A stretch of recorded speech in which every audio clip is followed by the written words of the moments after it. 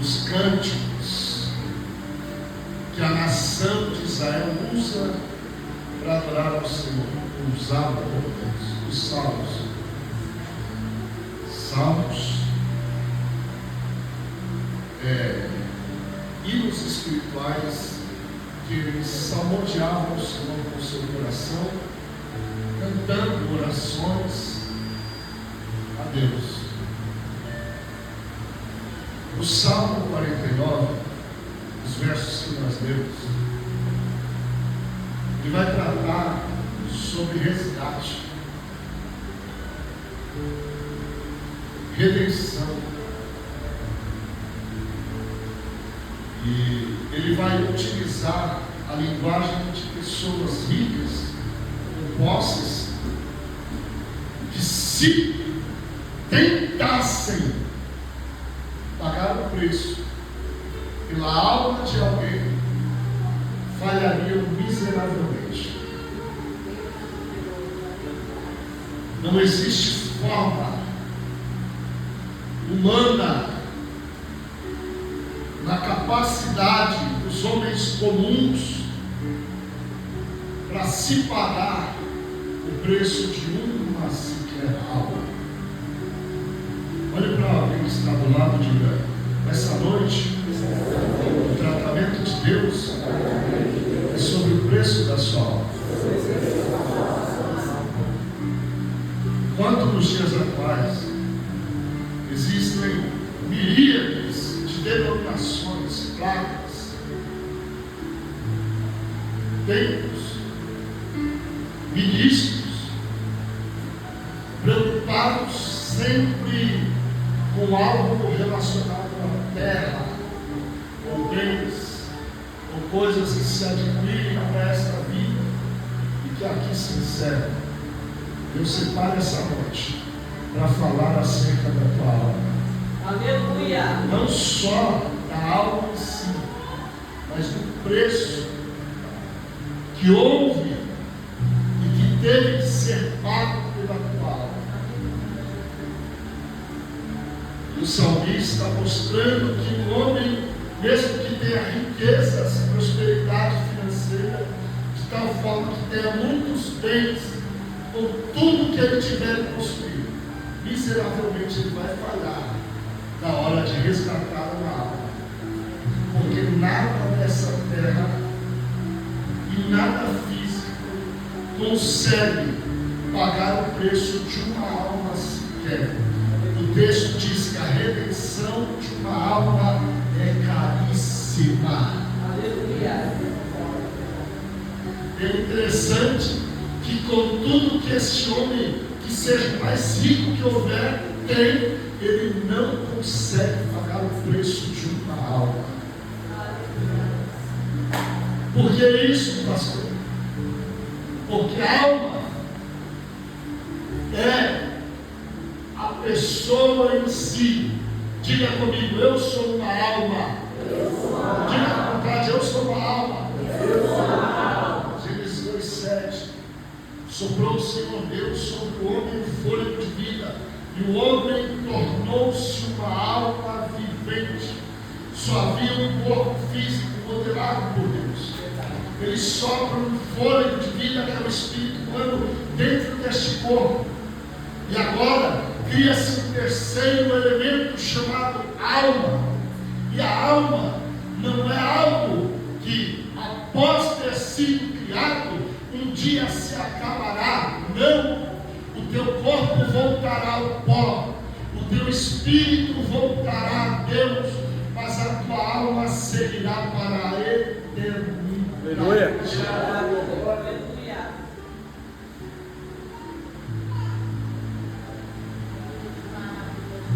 Enquanto o seu corpo perecerá e virará pó, teu espírito permanecerá para sempre.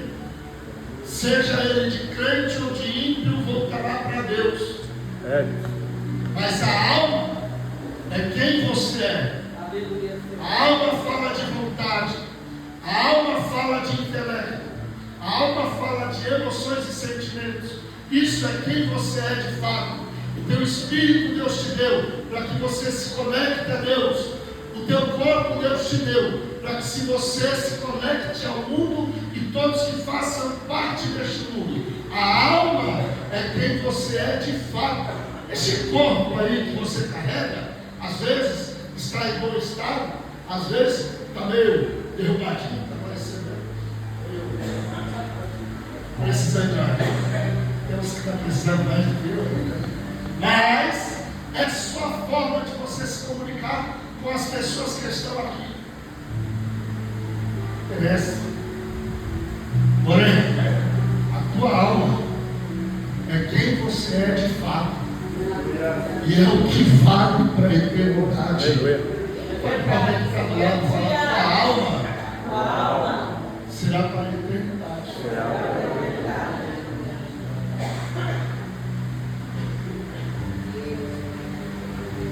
Existem 3 tipos de morte na Bíblia. Só que uma é a morte espiritual. Ela, todos os homens que nascem depois de Adão são fadados a este tipo de morte, porque o seu corpo já nasceu debaixo de corrupção. Então, certamente, você vai morrer espiritualmente no momento. Quando é que acontece isso? Quando a pessoa decide pelo bem e o mal a primeira vez, criança ainda inocente.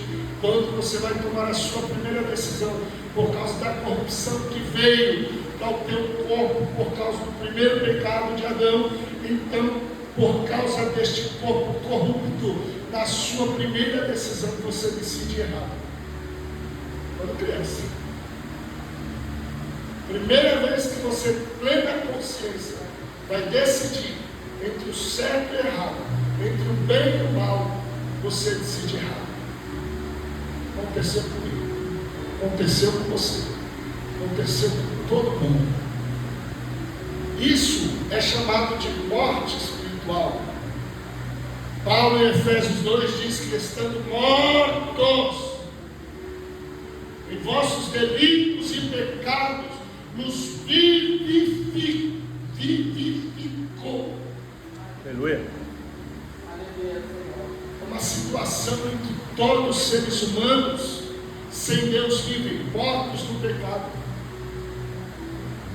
Isso é morte espiritual. Mas existem 2 outras mortes reveladas na palavra. A primeira, morte física. E a segunda, morte eterna. A morte eterna não é a aniquilação. A morte eterna não é o fim de tudo. Porque a morte eterna é chamada de segunda morte. Por quê? Porque a primeira, o corpo volta ao pó, o espírito volta a Deus, a alma entra para o estado da eternidade. Mas isso, se o crente morreu salvo, vai direto para a Nova Jerusalém. Não tenho como explicar isso teologicamente hoje, mas quem morre sem Cristo diretamente vai para o lugar de tormentos. Fala comigo, é como um CDP. Fala, é como um CDP. É o Centro de Detenção Provisória. Por quê? O CDP as pessoas vão porque já sabem que ela cometeu delito, mas ela não passou por julgamento antes de ser aprisionada definitivamente. Porém, isso acontece na eternidade.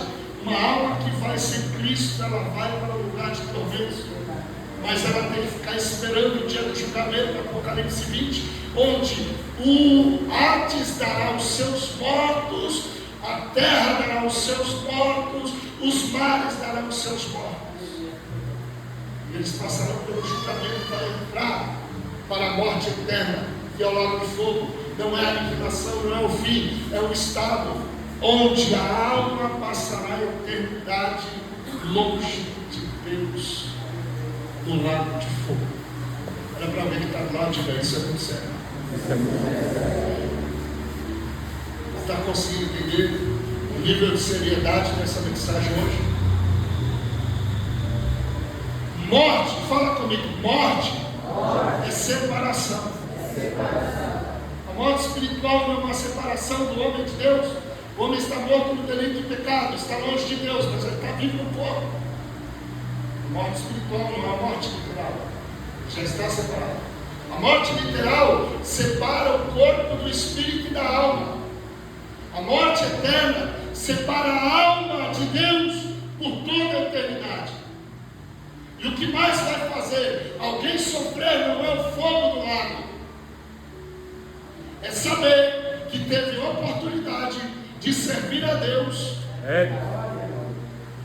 Aleluia.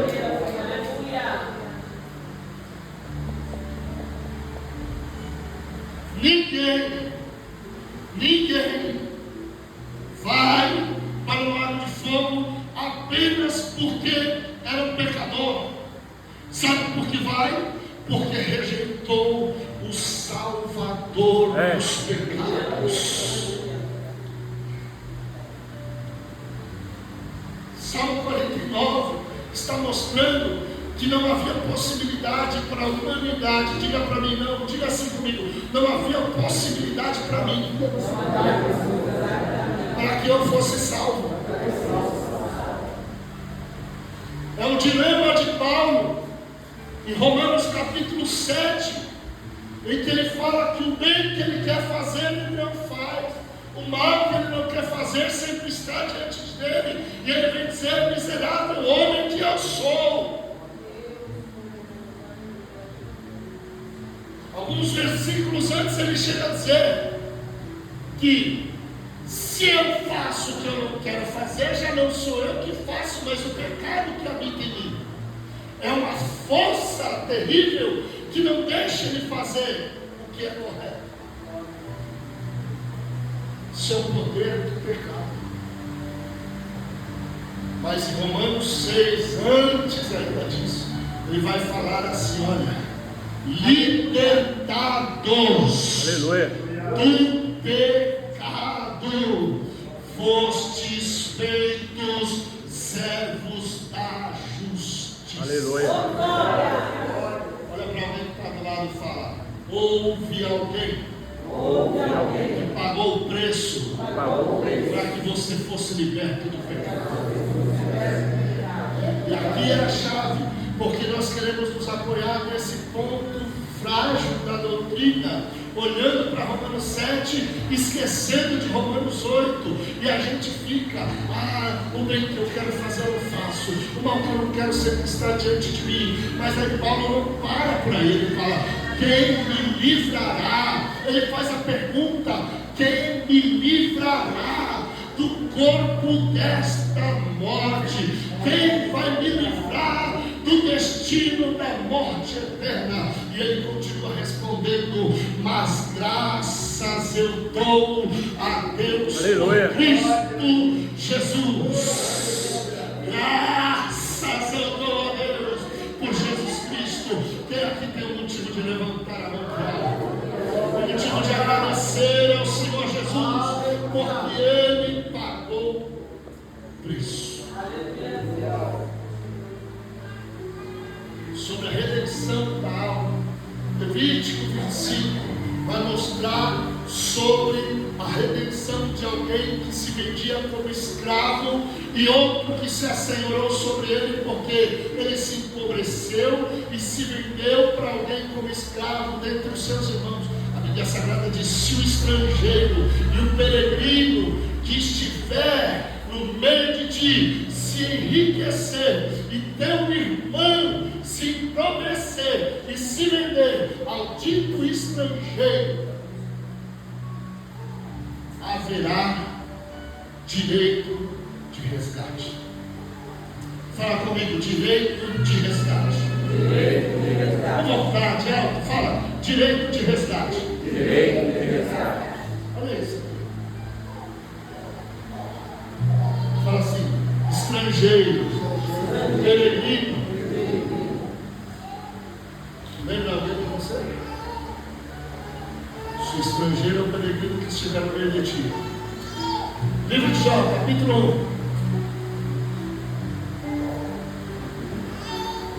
1. Satanás, de onde vens? Para onde vais? Eu venho de ondear a terra. E de? O Estrangeiro e peregrino, fala comigo, é um tipo de Satanás. Fala comigo, é um tipo de Satanás.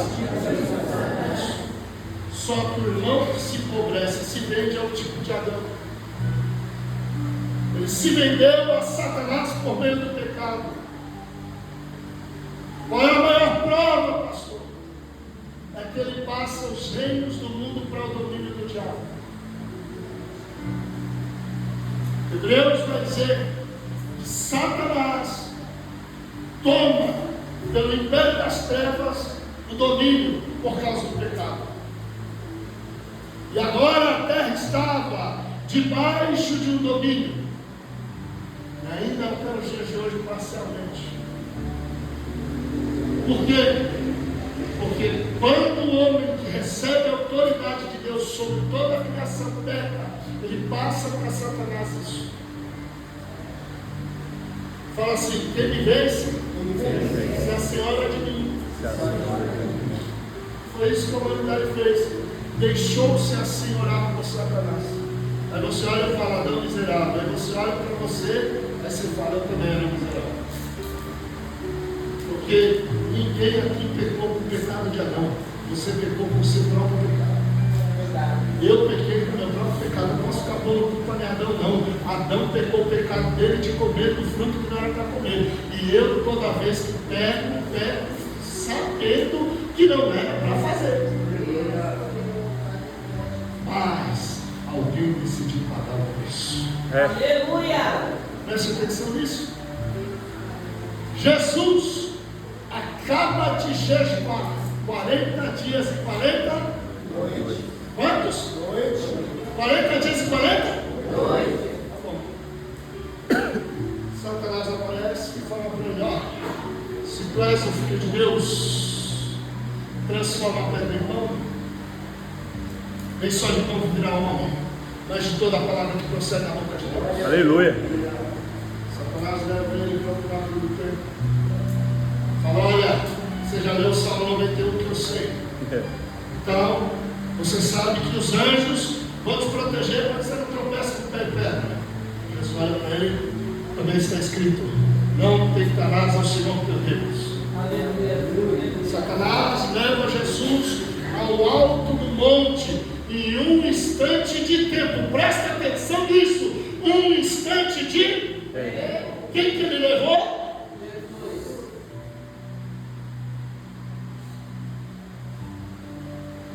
Olha para alguém que está ao lado e fala assim, não subestime o seu inimigo. Presta atenção, eu não estou dizendo que você tem medo dele. O crente tem que ter medo de Satanás. O crente tem que ter autoridade contra Satanás. O que eu estou falando é para não subestimar. Uma coisa é saber qual é a autoridade que você tem, outra coisa é subestimar. Achar que ele não tem nada, que não faz nada, não subestima. Mas esteja pronto para lutar contra ele. Resistir o diabo? Resistir o diabo? Aleluia. Fala assim, a minha luta não é para ganhar dele. Porque Jesus já ganhou.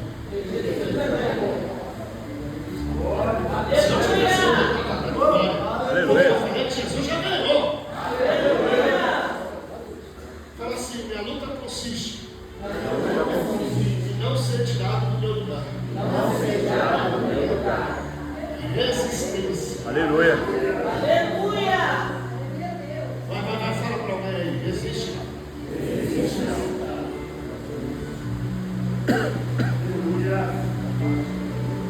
Aí ele vai lá para Jesus. Mas Jesus está resistindo. A resistência. Jesus já mostrou como é que é. Levou no alto do tempo, num instante de tempo. Fala o que é isso? Levou ele para a eternidade, irmão. Ele saiu do trono. Ele se moveu na eternidade. Satanás não está debaixo do tempo humano. Quem está debaixo do tempo humano tem corpo. Para de passar. Olha para alguém que está do lado e fala, você tem um corpo. Você está debaixo do céu. Nós estamos debaixo do tempo cronos. Satanás não precisa do cronos para agir. No instante de tempo, ele pega Jesus, mostra todos os reinos do mundo e a glória deles. deu uma passeada na eternidade rapidinho assim, ó. Trouxe Jesus de volta e falou: e aí? Tudo isso te darei, se prostrado e adorado. Adorarás ao Senhor teu Deus. Somente a Ele será. Fala assim comigo: Adão se vendeu no lugar de delícias. Mas Jesus venceu no deserto. Aleluia! Aleluia. Não é o lugar onde você está, é quem você está sendo. Repetindo, não é o lugar em que você está colocado, é quem você está sendo. Olha para ele, do lado, fala para ele: resiste um pouco mais. Sabe por quê? Quando você resiste um pouco mais, ele tem que sair. Aleluia! O segredo, fala qual é? O segredo está no que Jesus fez. Antes dele ser tentado, ele fez o quê? Quantos dias? Eu não sei se você já percebeu, mas quantos dias ficou o dilúvio sobre a terra? Quantos dias Moisés ficou no monte? E depois mais 40 de novo.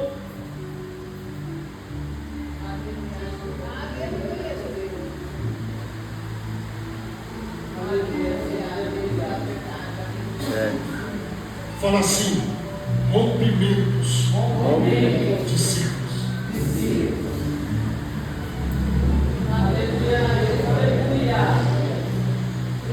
Jesus estava rompendo os ciclos da nação de Israel. E ele sozinho, jejuando 40 dias e 40 noites. Aleluia. Fala assim: achegai-vos a Deus. Ele se achegará a nós.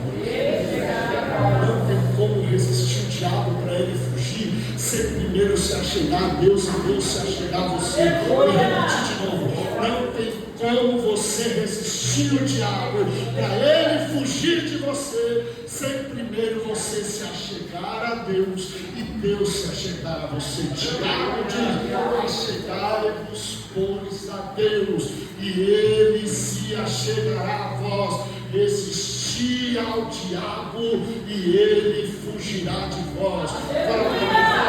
Fala para alguém: já passou da hora da gente se aproximar mais, da gente se achegar mais, da gente orar mais.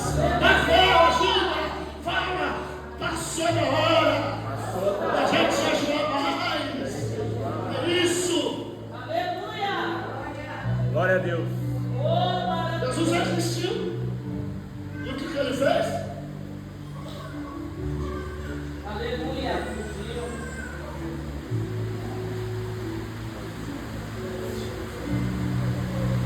Se achegar a Deus para que o diabo saia. Mas Satanás estava querendo que Jesus negociasse os reinos do mundo. Por quê? Porque Adão tinha passado os reinos do mundo para Satanás. Pastor, tem na Bíblia? Tem. Pode ler Apocalipse 11. Depois de tocar a 7ª trombeta, vai-se ouvir vozes dizendo: os reinos do mundo passaram a ser do nosso Deus e do seu Cristo. Só o toque da última trombeta, porque João diz que o mundo jaz no maligno, o mundo está morto no maligno, os reinos do mundo estão debaixo de autoridade satânica. Por isso que a igreja ainda é aquela que vem trazendo o reino dos céus para a terra. Vou dizer de novo: é você que traz o reino do céu para a terra. Deus está esperando usar você. Deus está esperando usar você. Bate na mão de pelo menos 2 aí. Aleluia. O reino está contando contigo.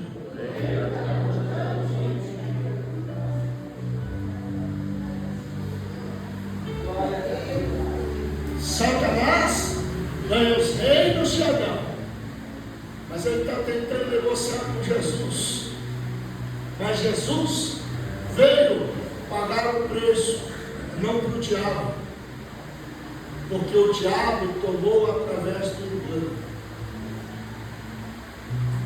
Mas Jesus veio restaurar, Aleluia. através da verdade. Aleluia. Qual foi o engano de Satanás? Certamente sereis como Deus. Certamente sereis como Deus. Mas o homem já não tinha sido feito à imagem e semelhança de Deus. Eles já eram como Deus. Fala para alguém que está do lado, não troque quem você já é pela uma ilusão.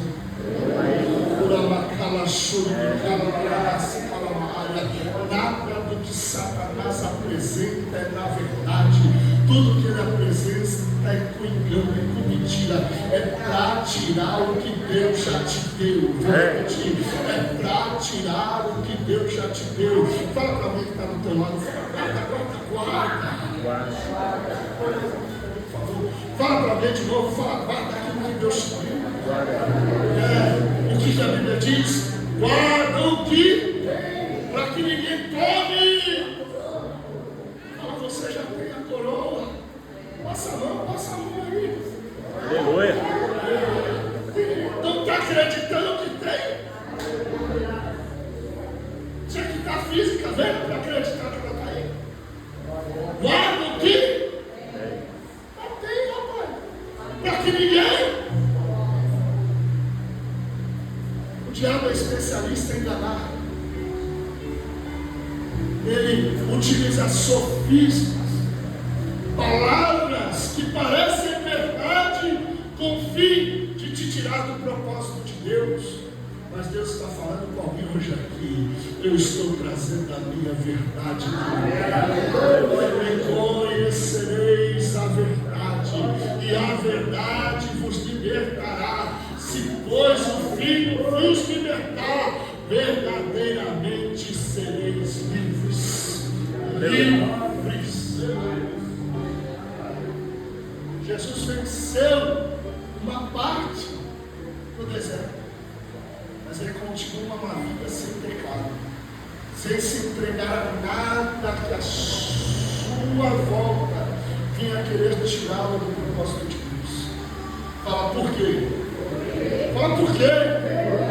Para ser o Cordeiro de Deus. Aleluia. Sem mancha. Glória a Deus. Sem marca. Aleluia. João, quando viu ele no batismo, quando ele só chamava a gente de jiboia, surucucu, naja, que é outra, coral, raça de víboras, Jesus veio vindo. Aí é o cordeiro, É qualquer cordeiro, João? Não. Esse daí é o Cordeiro de Deus. Ele é o Cordeiro de Deus. Esse é o Cordeiro que Abraão profetizou. Lembra de Abraão que falou: Deus proverá para si mesmo Deus proverá para si mesmo Mas quando Abraão olhou e viu os arbustos, o que estava amarrado não era cordeiro, não. Era carneiro amarrado no chifre. Carneiro é o cordeiro que já amadureceu e está velho. Mas cordeiro é o novo. Aleluia. O cordeiro Deus prepararia para si. O carneiro Deus preparou para Abraão, mas o cordeiro seria para ele próprio. Preste atenção, Deus prepara para você o que você precisa, mas ele preparou para ele o que a humanidade toda precisava. Não era um só, era toda a humanidade que precisava. E aí Deus falou: vou preparar para mim, para satisfazer a minha justiça e o meu juízo divino, e eu acabar te usando de misericórdia e graça para com toda a humanidade. Presta atenção nisso. O que eu e você merecíamos por causa do pecado era uma eternidade sem Deus. Mas o que ele te deu? Fala comigo, Cordeiro. Jesus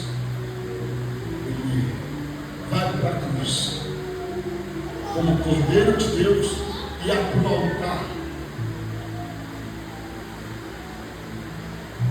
A morte de cruz é morte de maldição. Maldito todo aquele que for pendurado no madeiro. E por que ele recebe a maldição? A maldição que eu e você merecíamos, ele recebe na cruz. Para que eu e você pudéssemos ser benditos de Deus.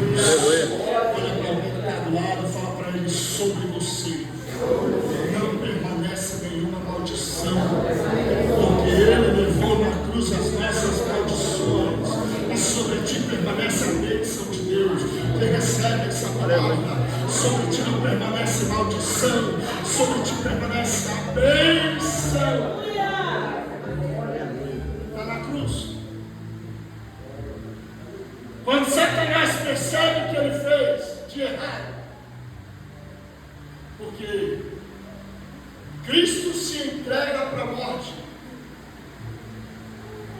mas Satanás, através dos seus acusadores do sinédrio, quando ele foi colocado junto com Barrabás, fala comigo, Barrabás, ou Barrabás, fala comigo, filho do pai. Filho do pai. Olha o contraste. Tem Barrabás, filho do pai, e tem Jesus, que também é filho do pai. Mas quem é filho de qual pai? Um é filho do pai. Quem é o pai dele? Lembra Jesus falando para os judeus: nós temos por pai um, e querer satisfazer o desejo do nosso pai.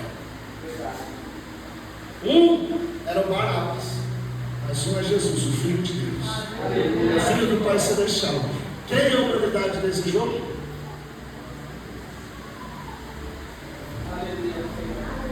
O que faz com Jesus o Cristo? Crucifica. Mas ele foi levado pelo sinédrio. Quem deu o primeiro grito?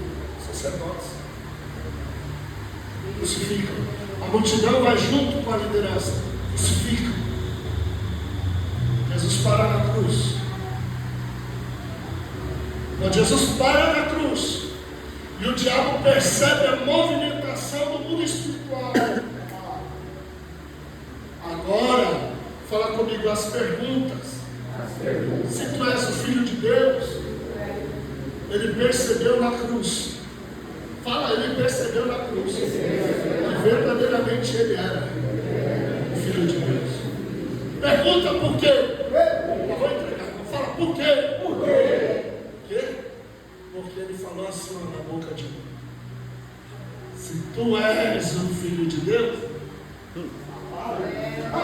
Como que foram as três perguntas da tentação? Se tu és o Filho de Deus, transforma a pedra em pão. Se tu és o Filho de Deus, salta de aqui para baixo. Se tu és o Filho de Deus, se tu és, está lá incorporado no ladrão do outro lado. Se tu és o Filho de Deus, desce dessa cruz, rapaz, não termina isso não. Pegou. Ali pegou. Se tu és o Filho de Deus, desce da cruz. Aleluia. Salva-te a ti. Nós vamos crer. Mas Jesus tinha orado antigamente. Aleluia. Pai, ninguém tira a minha vida de mim. Eu dou a minha vida, porque depois eu vou tomar ela de volta. Eu conheço Levítico 18:5. O homem que cumprir as leis por ela viverá. Cristo sabia que o direito legal dele era vida. O diabo desesperou. Quando ele percebeu, falou: desce daí, sai. Aí Deus está encorajando o filho no momento do sofrimento dele. Aí o outro ladrão olha, vê uma coroa brilhante. Aleluia. Da onde que ele vai tirar que Jesus é rei se ele não percebesse alguma coisa? Até de graça, está escrito, pastor, é claro que não. Mas eu preciso ser. Está faltando tanto cérebro outro cara que está na cruz morrendo, junto com todos os outros dois que estão morrendo, e aquele olha para o outro, um está zombando, fala, desce daí, sabe? O outro olha, é rei mesmo. Aleluia. Ele está morrendo, irmão, ele está morrendo, mas está vendo, é rei, eu estou vendo que ele é rei, Aleluia. ele tem cara de rei, ele tem jeito de rei, ele fala como rei. Se, olha, um está assim, tu és o filho de Deus, aí ele olha e fala, Senhor, Aleluia. lembra-te de mim. Quando entrares no teu reino, Glória a Deus. Aleluia. quando entrares no teu reino, lembra-te de mim. Aquele ladrão percebeu, eu não sei se ele viu coroa de ouro, eu não sei se ele sentiu cheiro de perfume de rei, eu não sei o que aconteceu, mas que ele viu, percebeu que Jesus era rei, ele percebeu, Aleluia, ele falou, eu quero participar desse reino. Jesus olha para ele e fala, hoje. Aleluia. Glória. Fala para alguém que está do teu lado, diga para ele, negócio com Deus é hoje, rapaz. Não deixa para amanhã, não. O negócio com Deus é hoje. Aleluia. É hoje. Hoje está na cruz. Glória. Você já sabe a história, vai tentar colocar milagre e tudo aquilo, mas Jesus está na cruz. Ele sabe que a morte não vai conseguir vencer ele. Sabe o que é violento? Bom, se Jesus quisesse, ele ia passar mais de horas naquela cruz, ia esgotar tudo que é sangue no corpo dele, e ele ainda ia continuar vivo. Fala por quê? Porque ele tinha águas vivas. Aleluia. Não sei se está aqui não. Porque quando furaram o lado dele, jorrou água e sangue. Não é sangue, não é água no sangue, é água e sangue separado. Aí João vai escrever na sua epístola 5, verso 8: há três que testificam na terra: o sangue, a água e o Espírito. Aleluia. A vida de Deus corria nele. Aleluia. Não tinha como matar ele. Ele está lá e fala: Pai, a morte vai sofrer muito querendo me levar, mas ela não vai conseguir, porque eu nunca cometi pecado, e a morte só tem poder sobre quem tem pecado. Aleluia. Então eu vou fazer uma coisa, Pai, eu entrego meu Espírito. E expirou. Mas antes disso, foi o brado: Tetelestai. Aleluia. Fala comigo, está. Está pago. A palavra estar consumado significa também estar pago.